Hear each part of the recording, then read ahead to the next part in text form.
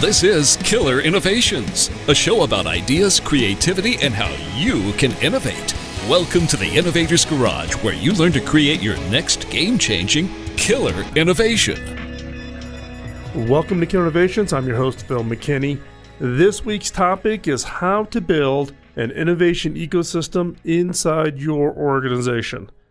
This topic is a direct result of a listener question that was emailed to me.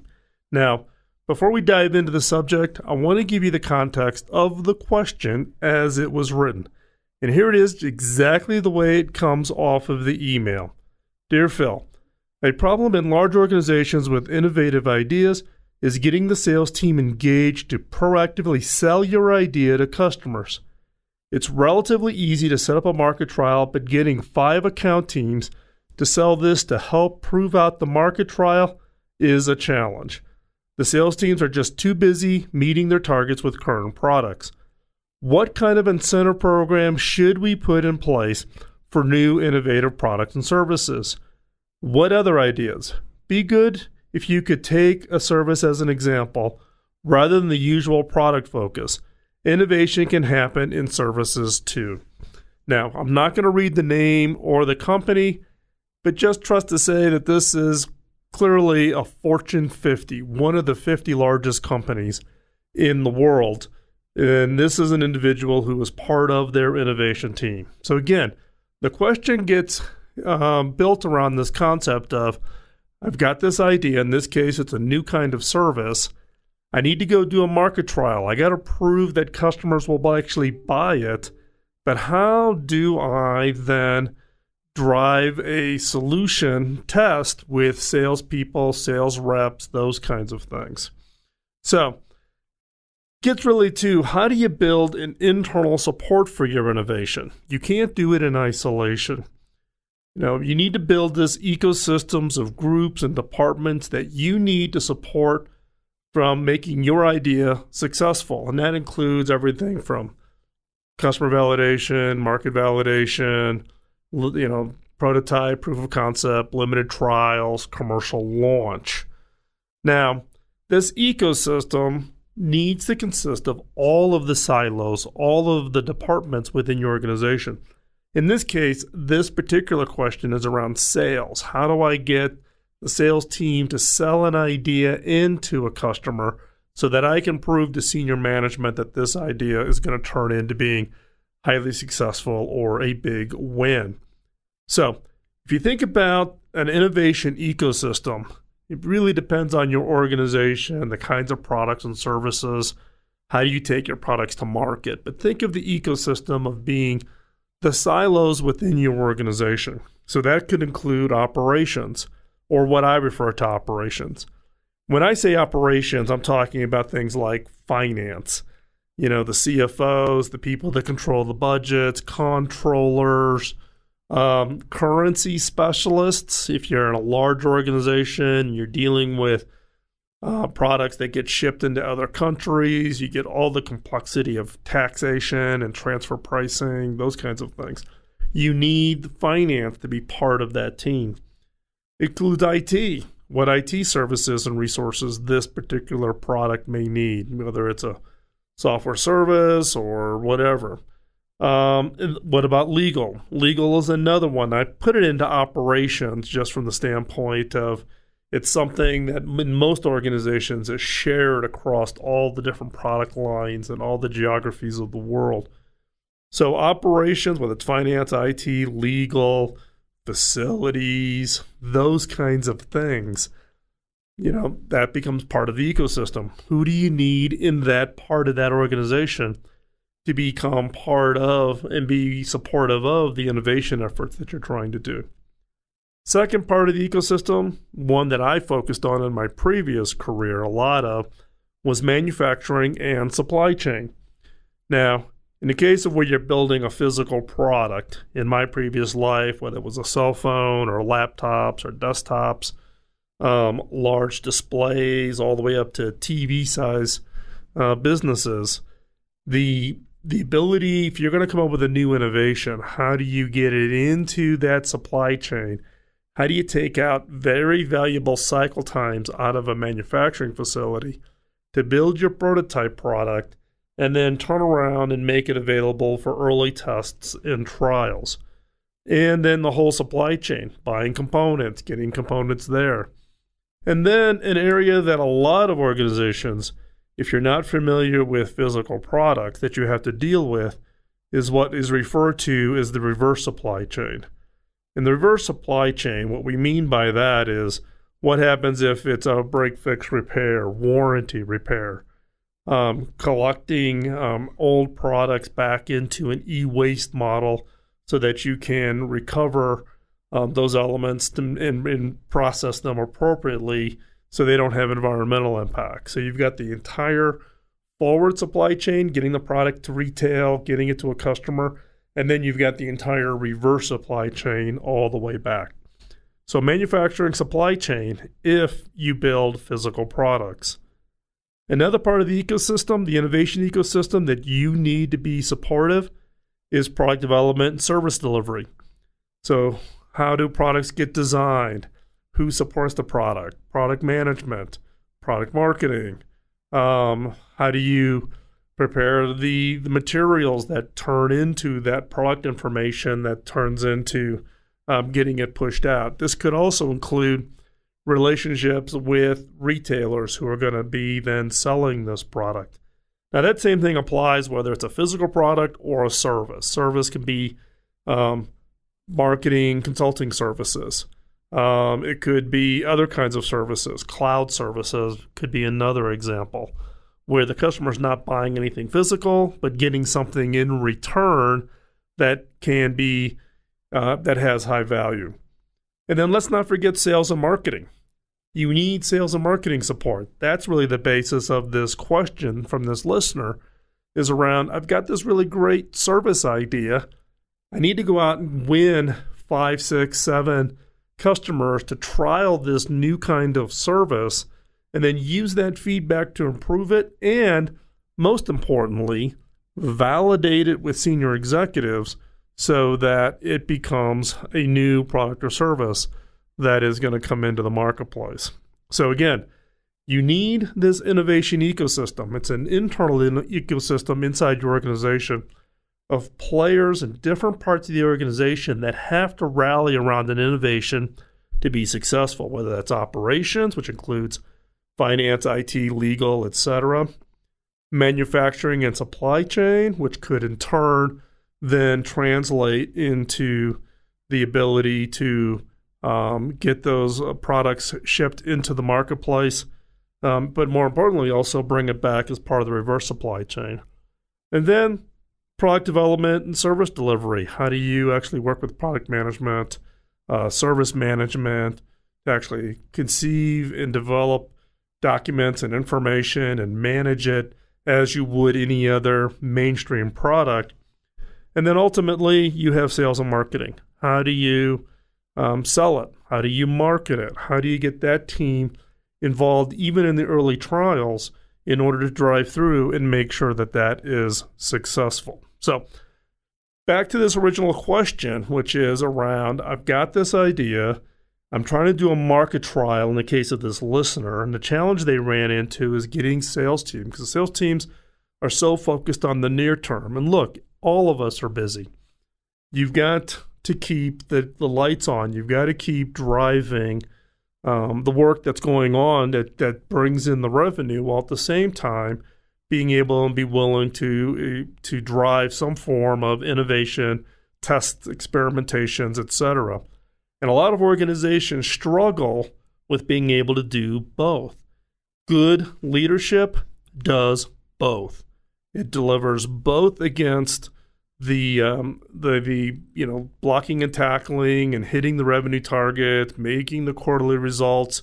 There's no free pass on that. And at the same time, you have to be able to be willing to go out and do these trials and experiment and try to come up with that next thing that ultimately then moves over and becomes just part of the product catalog that drives that growth. So we're going to continue on the conversation. In the next segment, we're going to talk a little bit more about where does innovation typically get it wrong in organizations.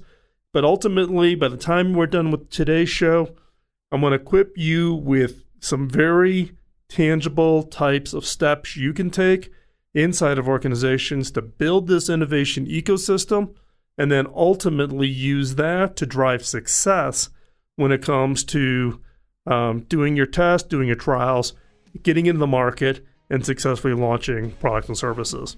So don't go anywhere. We're going to be right back after this quick commercial break. You're listening to Killer Innovations on the BizTalk Radio Network.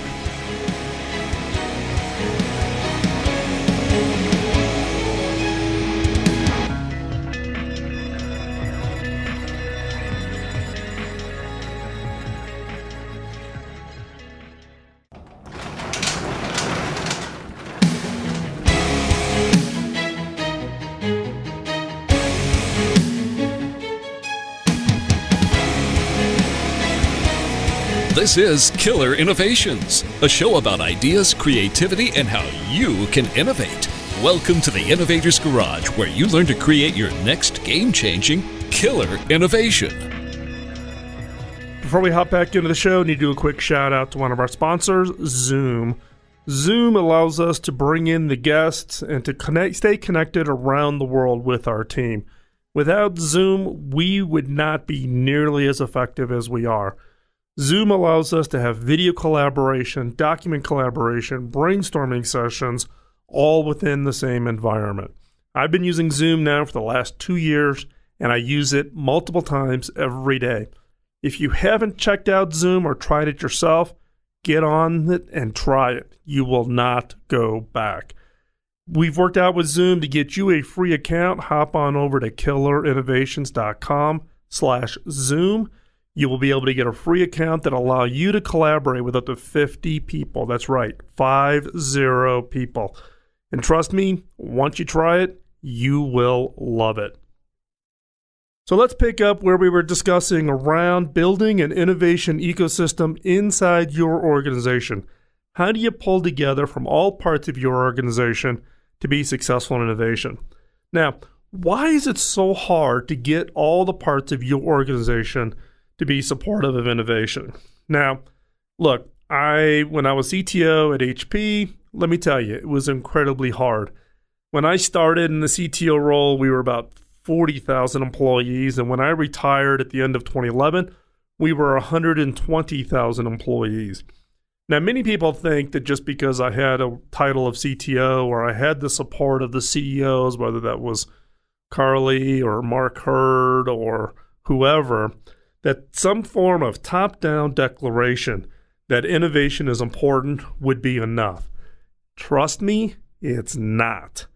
It doesn't matter how many times a CEO stands up or some senior executive stands up and say innovation's important. You need to be able to show it. You've got to do it by action. You, if you're the innovation leader, and I'm assuming you are, you're the one that has to get out there and really build these relationships.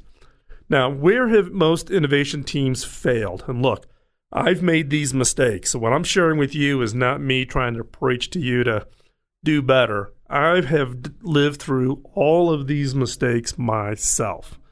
So the way to do it is around, innovation teams tend not to share. We close off the walls. We're not going to talk about it. It's confidential. You don't have clearance to hear about it.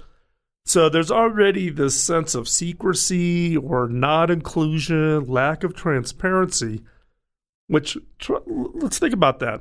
That is not how you build trust, right? But we tend not to share as innovation teams. We also kind of have a little bit of a superiority attitude. In some cases, I'm on the innovation team. I'm in charge of innovation, so therefore I'm more important.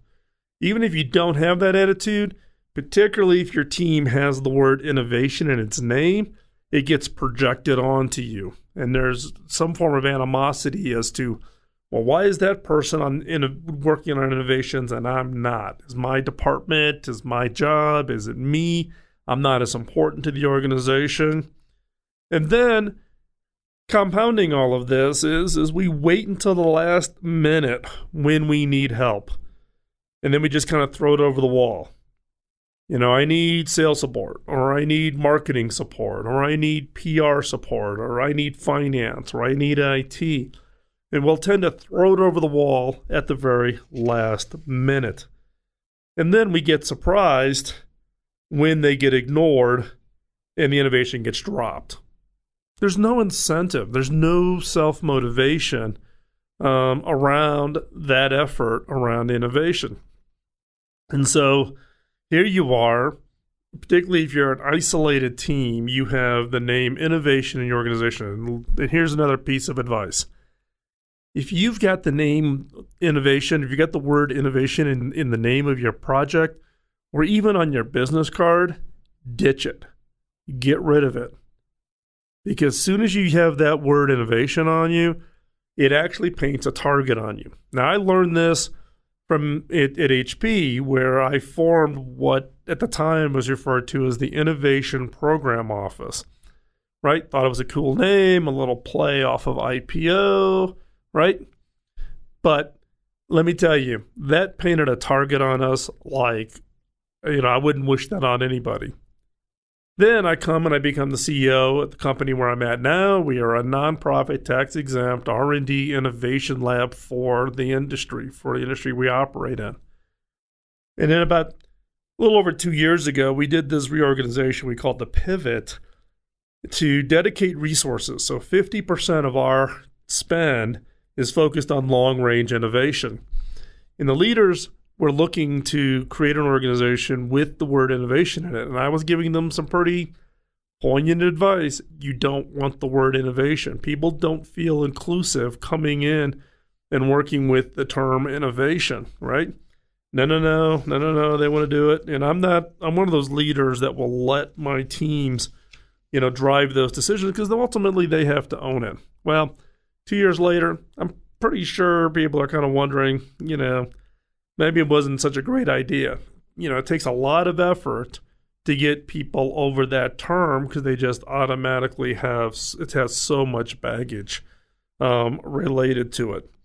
So if you are segmented off a separate team and you're trying to drive innovation, one, get rid of the name, and two, be prepared that other people in your organization are not going to be all that open and excited to work with you or wait for you to throw it over the wall. They may actually be excited to work with you, but they want to work with you in a way that actually brings them in, includes them in, lets them be part of the whole innovation effort, not just you're the services side. You need to go figure out how to bill for this, or you need to figure out how to set up a server for this, including them in. We're going to talk about that coming up here, where I've got some very specific steps that you can take to actually build this ecosystem so that you can get them to be supportive of your organization. The first, though, is you've got to recognize that as an innovator within your organization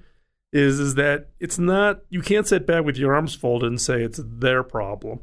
It is ultimately your problem, right? It's ultimately your challenge to get those innovations out from being just something theoretical in a funnel and actually ship those and get those out into the hands of your customers or potentially new target customers. So the first step is recognizing that the problem is yours, not theirs. And then think about what things you could do to change, like be more transparent. Don't rely and don't say, well, the CEO said, share more. Don't have that attitude. Be open to input and participation from others within across the organization. And fundamentally, do not wait until the last minute and just throw it over the wall, because it will land with a splat. Trust me, been there, done that, and have had more innovation projects blow up in my face than I would fair to count. So stay tuned. In the next segment, we're going to talk about some specific tasks that allow you to be more innovative, and we'll be right back after this break.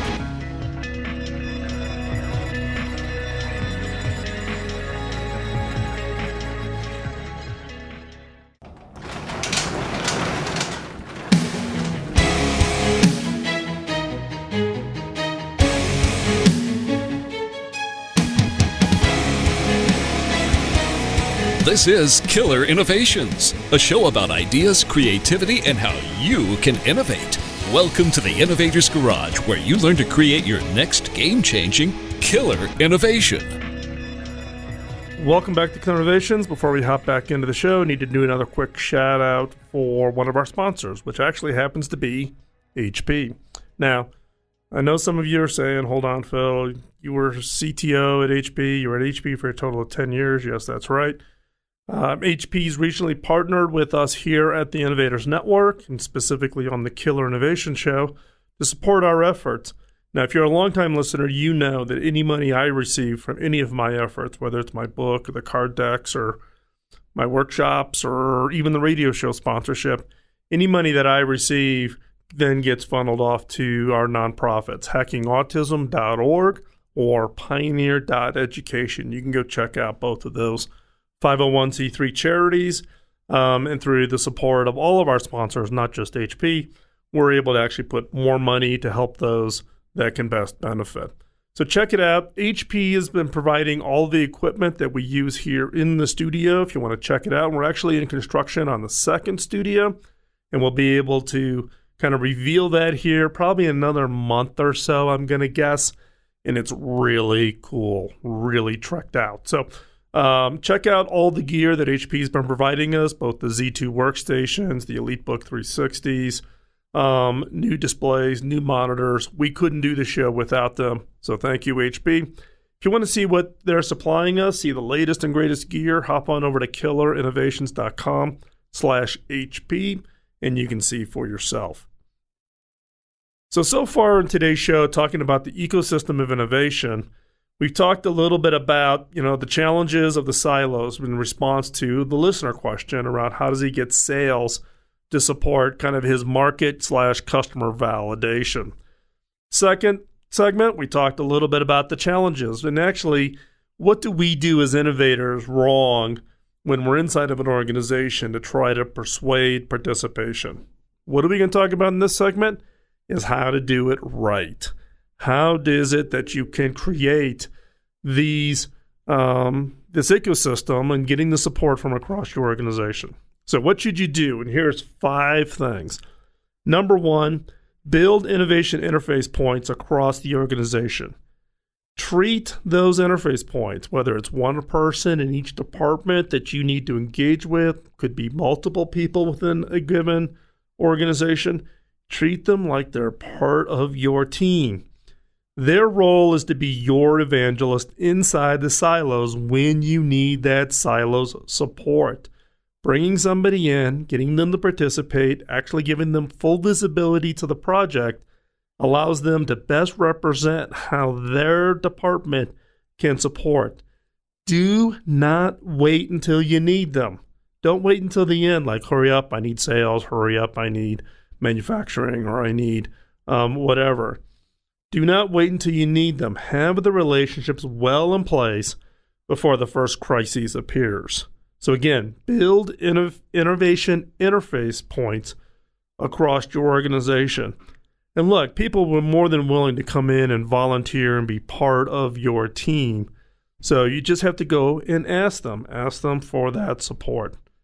Number 2, identify the catching team early. Who is going to catch this product or service? Assuming you've got some kind of an innovation responsibility, you're coming up with an idea, you're going to go through market validation, eventually you'll do some form of a limited trial of the product or service, and then eventually you're going to launch it, and then it's going to need ongoing kind of support and a team around it.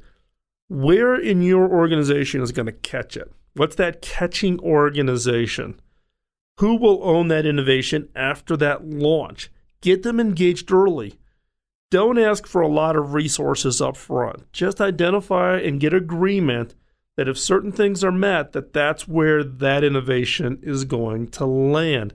And most importantly, ask for a named individual who is going to own it. Who on that side of the organization is actually going to be the person that's going to own it.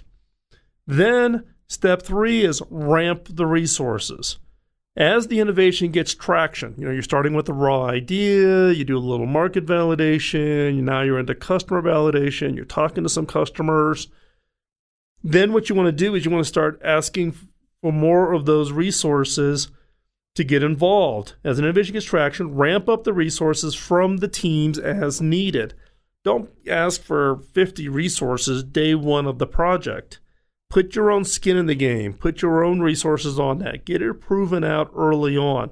But as you start getting traction, start gradually ramping up the resources from other parts of the organization. In particular, the catching organization, the person that's going to own this product or service at the other end. Coinciding with that ramping up of the resources from other parts of the organization is to ramp down your team's involvement. And again, this assumes that you're an innovation team. You're trying to seed the organization with innovations and ideas. So as you're ramping up the resources from other parts of the organization, you're actually ramping down your involvement. So at the same time you're ramping up, you're getting a good level of resourcing, but you're backing away. Now, let me tell you, this is probably the hardest thing to get right. What's the right level of ramping up? What's the right level of ramping down? And how does that all coincide as part of that effort? Now, step number 5, and this is even harder, is let the catching organization get the credit. Now, I know some of you are going to be yelling at in your car, or I'm going to get emails about this saying, no, it's my idea, it's my innovation, me. Trust me, let the catching organization get the credit. Your boss, if you've been doing a good job of managing your pipeline, your leaders know where those ideas are sourced from in the funnel. Your role here is to get buy-in from that outside team that's going to love and be as passionate about this idea, about this innovation as you are. And there's nothing more that drives that passion and that love of an idea than feeling ownership, the feeling that it's your idea. So let the catching organization get the credit. It's the easiest way to win over those innovation ecosystems inside your organization. And the easiest way is not to focus or worry about who gets credit. Now, early in my career, I was the person that wanted all that credit, right? Young whippersnapper coming in the early PC days, I'm going to change the world. These old gray hair people don't know anything. Well, guess what? Now I'm one of those gray hair people, right? And what I learned over my 30-year career in the innovation game is that actually the more that you don't worry about the credit, the more you let other people take the credit and be successful, the more that comes back credit towards you anyways. Right? Because if you're doing good work, people will recognize it. And if you're in an organization where you have to worry about that, then you might be in an organization that is just way too political for innovation to be successful. So again, let's walk back through these 5 things. Build the innovation interface points across the organization.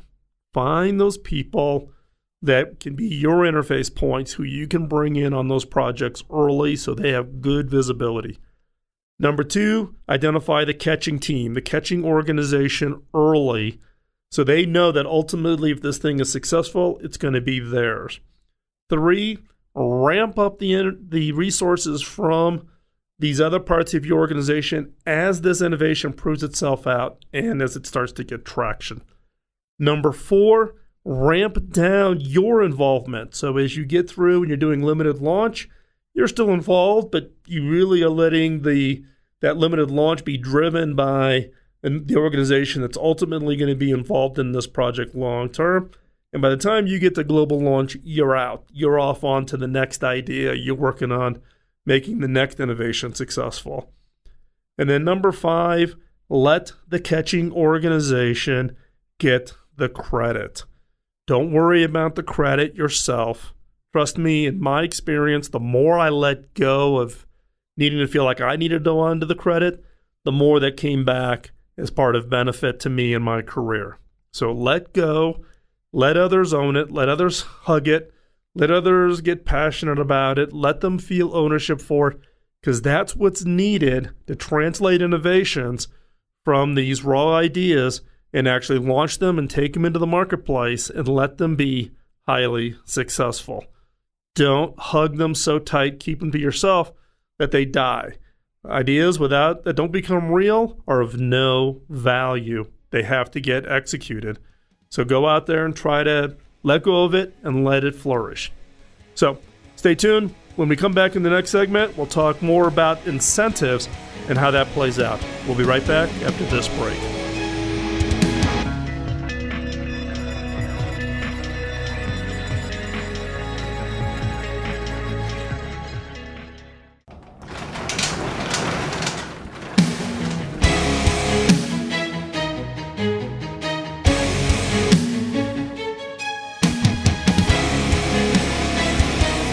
This is Killer Innovations, a show about ideas, creativity, and how you can innovate. Welcome to the Innovator's Garage, where you learn to create your next game-changing killer innovation. Welcome back to Killer Innovations. I want to go back and touch back on the original question that the listener submitted. So let me read it to you once again. Phil, a problem in large organizations with innovative ideas is getting the sales team engaged to proactively sell your idea to customers. It's relatively easy to set up a market trial, but getting 5 account teams to sell this to help prove out the market trial is a challenge. The sales teams are too busy meeting their targets with current products. What kind of incentive program should we put in place for new innovative products and services? Or what other ideas? Be good if you could take a service as an example rather than usual product focus. Innovation can happen in services too. Well, first off, I want to tag on the last line here. Innovation can happen in services too. Innovation can happen anywhere, from the receptionist to shipping and receiving to services to products. Innovation can happen anywhere. But the fundamental question is what incentives should or could be in place? What we've talked about for most of this show really is about how do you build that innovation ecosystem? How do you get people and get that connection? Incentives I view as being kind of a layer on top of that. How do you make it so that they get incentivized, rewarded, motivated to actually commit an abnormal amount of time, I guess would be one way to describe it. So what incentives should or could be in place? Well, I say yes. Incentives are important. I would encourage you to get some form of an innovation incentive put in place as part of the overall compensation and bonus structure. Right? In organizations that I've been involved in, we actually make innovation part of everybody's bonus. Everything from the shipping clerk to the people at the reception desk to the people who work in making sure that the drink coolers are stocked. Everybody is incentivized around some form of an innovation. Now, I'm just going to talk about 2 here really quickly that I think apply to this particular listener's question. First off, one incentive you should put in place is number of innovations that resulted in new products and services. When I was CTO at HP and we had the innovation program office, that entire team, and in fact, that entire organization got measured by translating 2 innovations into a new product or service per year, right? So 2 per year. And so therefore, everybody in the organization wanted to know and wanted to track it. Are we on track? Are we going to get those 2 innovations this year? What is it that I can do to make sure that those innovations actually turn into something? So number of innovations that resulted in new products or services. One metric that you can put in. Now, second one is percentage of revenue from new products or services launched in the last X years, right? This is what we refer to as the 3M metric. 3M actually motivates and incentivizes their innovation teams around percentage of revenue from new products or services launched in the last 3 years. And they want to be at a certain percentage rate. So year 4, some of that revenue rolls off and new revenue has to come in. And so therefore, it's constantly feeding what that mix is between the innovations that are old versus which ones are new. Now, again, If you put these measurements, metrics in place, then you need to track them and you need to be transparent. You need to let people throughout the organization know where you're at. How many innovations do you have in the funnel this year? How many of those innovations are actually translated into something this year? And then the second one is percentage of revenue. Do you even have the financial metric and tracking system to report that? Now, these are just two. These are just two to start. There's a lot more. In fact, there's other shows in the past that talked about innovation metrics and how do you put those in place. But I'm responding specifically to this particular question from a listener around sales incentives. So, in this case, I would probably take that last one and say, what percentage of the sales quota does that require that it has to be part of an innovation project, right? So do you say 5% of the sales quota every year has to come from an innovative product, something from the innovation funnel? Therefore, then they can't make more than 100% of their incentives if they don't dedicate some percentage of their time to the innovation. I wouldn't make it a big number because then you just disincentivize people to work with you because they just give up, right? But you want something in there that becomes meaningful, that they're willing to commit some time and some resources. Now, like I said, there's a lot more metrics, and maybe what I'll do in a future show is I'll actually dedicate an entire show just around how do you use metrics to incentivize teams within organizations to work with you and translate those into new innovations. So if you have a question you would like answered in a future show, please drop me a note. Just send it to phil@killerinnovations.com. Or if you're part of the community, you can drop me just a direct message in Slack. If you are not part of the Innovators community, you should be. Check it out. It's a private Slack community where those interested in innovation hang out. Now, I'm in the community every day. In fact, I was just in it before I came down here to record the show. I'm in it all the time, looking at the great conversations, responding, throwing my own ideas out, and actually putting out questions that I look for feedback on, even the innovations I'm working on. So I'm in the community every day. For info on how to join, visit theinnovators.community. So again, that's theinnovators.community. Check it out and become part of the conversation. Thanks for listening. The purpose for me, why I do this show, is to pay it forward. It's in response to Bob Davis, my early mentor in my career, when I asked him how I could pay him back for all the time and energy he put into my career. He laughed and said, "No, you can't. I have to pay it forward." I started this podcast back in 2005 as a way to pay it forward. And the favor that I ask of you is for you to pay it forward. Tell others about the show, share the show with others. Use the information and then let me know how it works for you. Don't miss any episodes. Subscribe in podcast app over on iTunes, Google Play. We're also now in the iHeartRadio app or any other application where you find your favorite podcasts. Also, would appreciate if you hop on over to iTunes, leave us a comment. That's a big help in helping get the word out about the show. And with that, we're going to sign off for this week. Thank you for taking the time out of your busy schedule to join us and listen in. Love to hear your feedback. Go out there, use your innovations, and change the world. And we'll talk to you next week. Bye-bye.